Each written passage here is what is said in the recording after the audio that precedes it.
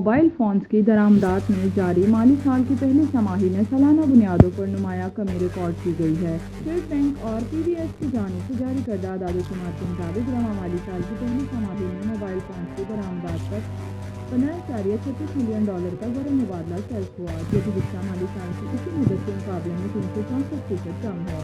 گزشتہ مالی سال کی اسی مدت میں موبائل فونز کی درآمدات پر $71.21 ملین کا زر مبادلہ صرف ہوا تھا۔ ستمبر 2023 میں موبائل فونز کی درآمدات کا حجم $7.48 ملین ریکارڈ کیا گیا، جو اگست میں $4.97 ملین اور گزشتہ سال ستمبر میں $85.81 ملین تھا۔ مالی سال 2023 میں موبائل فونز کی درآمدات پر $90.88 ملین کا زر مبادلہ صرف ہوا تھا۔ واضح رہے کہ مالی سال کی پہلی سماہی میں ٹیلی کام گروپ کے مجموعی درآمدات کا حجم $366.31 ملین ریکارڈ کیا گیا ہے، جو گزشتہ مالی سال کی اسی مدت میں $209.52 ملین تھا۔ یاد رہے کہ اس سے قبل نگران وفاقی وزیر برائے انفارمیشن اور ٹیکنالوجی ڈاکٹر احمد قاسم 25 اکتوبر کو وزیر اطلاعات کے ہمراہ ایک پریس کانفرنس میں پاکستان ٹیلی کمیونیکیشن اتھارٹی کے ساتھ مل کر 564 موبائل فون کے اسکیم متعارف کروانے جا رہے ہیں۔